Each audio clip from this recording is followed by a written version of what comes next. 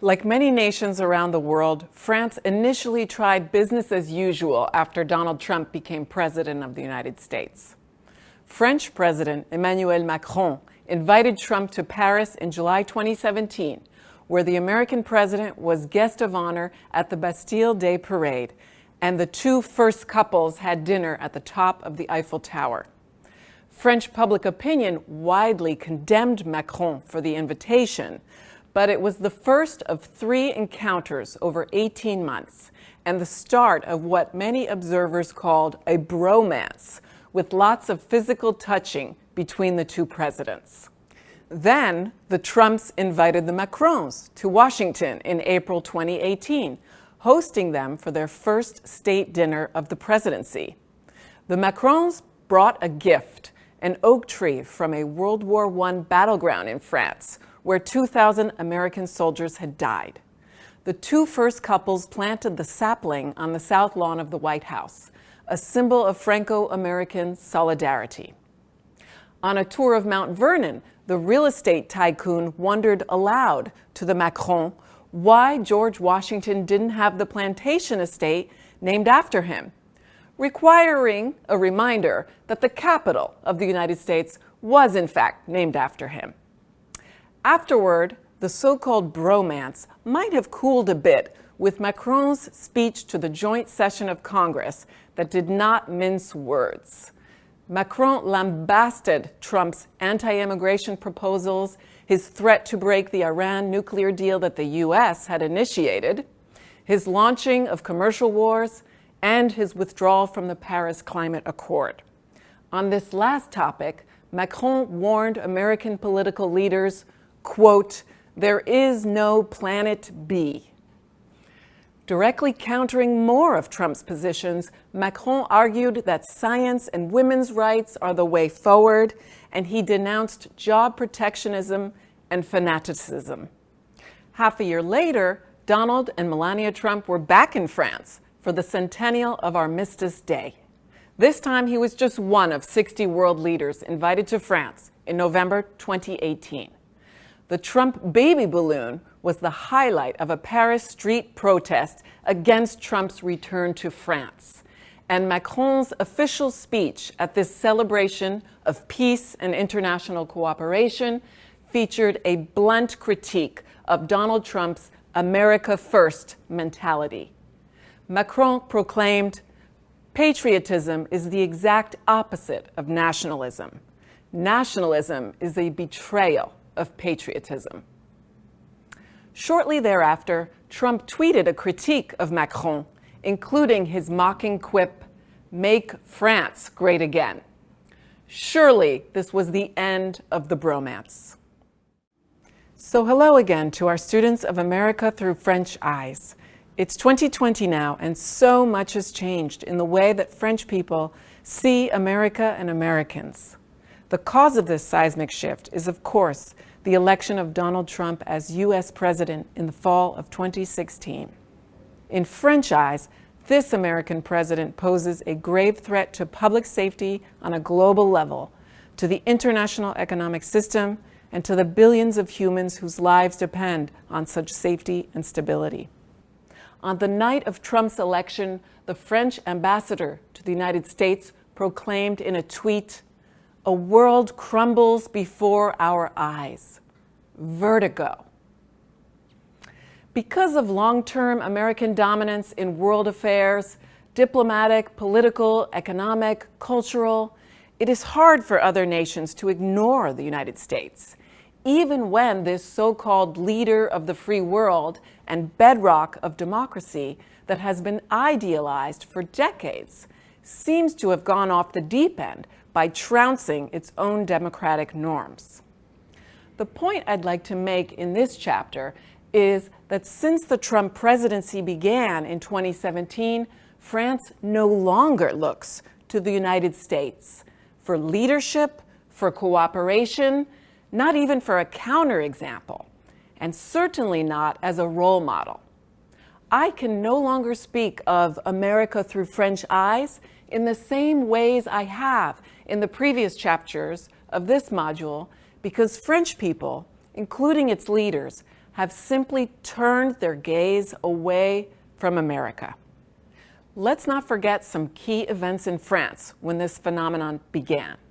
A French presidential election took place in May 2017, just 6 months after the American election, and less than a year after Brexit, when the British voted to leave the European Union.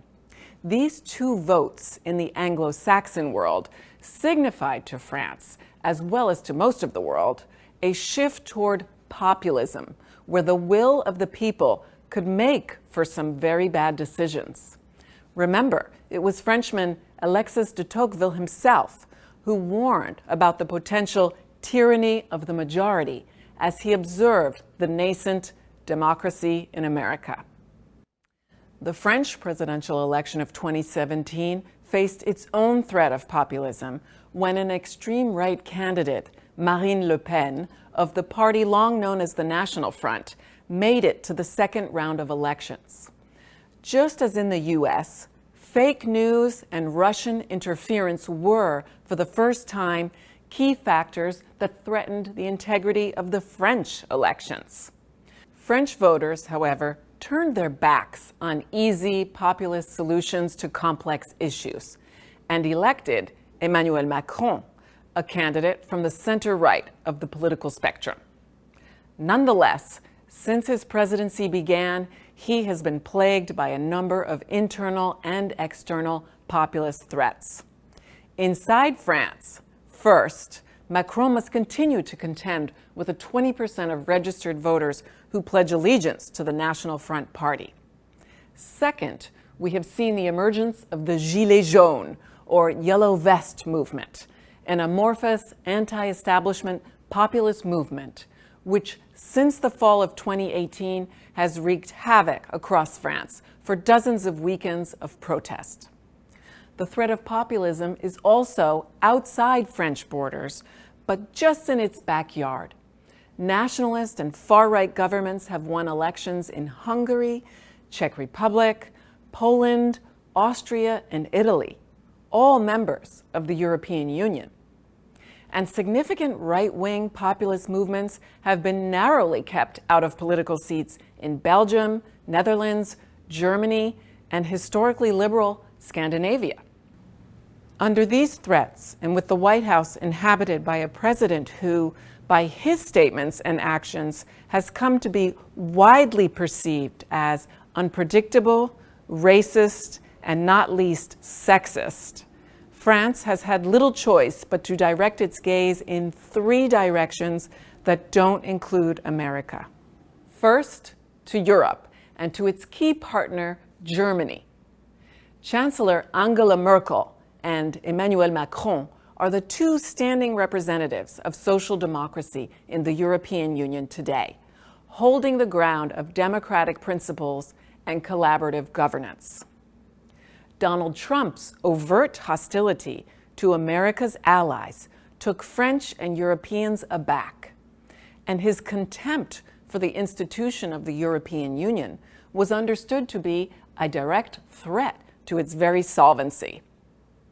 The extent of Trump's disregard for the international system and for the historical ties that bind the U.S. to Europe, not to mention his diplomatic improprieties and outrageous insults, is too vast to describe here. But let me just highlight a few examples. His refusal to shake Angela Merkel's hand at the White House in March 2017. His withdrawal from the Paris Climate Accord in June 2017. His renunciation of the Iran nuclear deal in May 2018 and concomitant imposition of sanctions on all co-signatories who didn't abide by his rules. And finally, his pullout via Twitter from the G7 in Quebec in June 2018.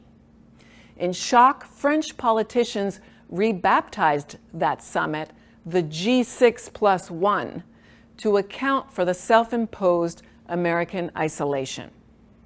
In short course, this 44th G7 summit has come to signify, for several policy experts, the end of the American era. In response to this new world order, France looks to strengthen the bonds of the European Union. Second, in averting its gaze away from the U.S., France has eyes for China.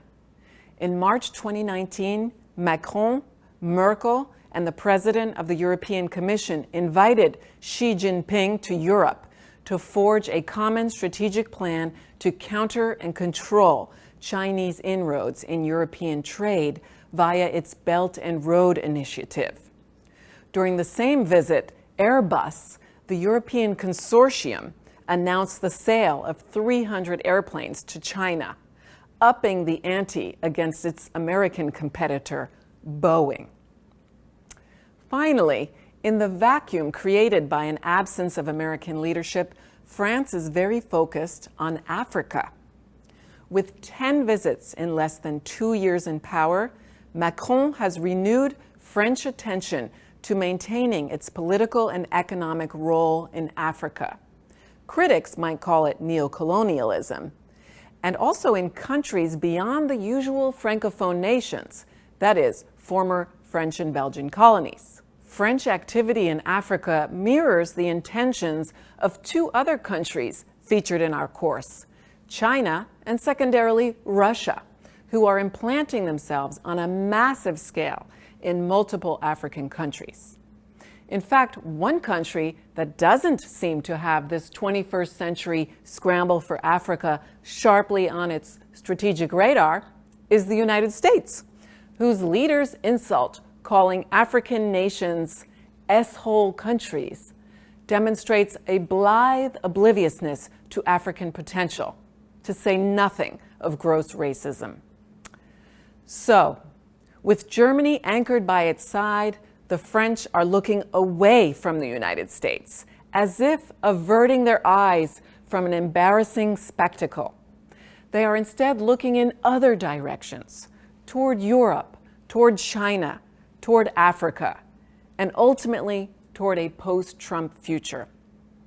For the French, the United States, led by Donald Trump, calls into question the very existence of a set of shared values between Europe and the United States. And the rift is so wide as to make it impossible to talk in the same way as before of an America through French eyes.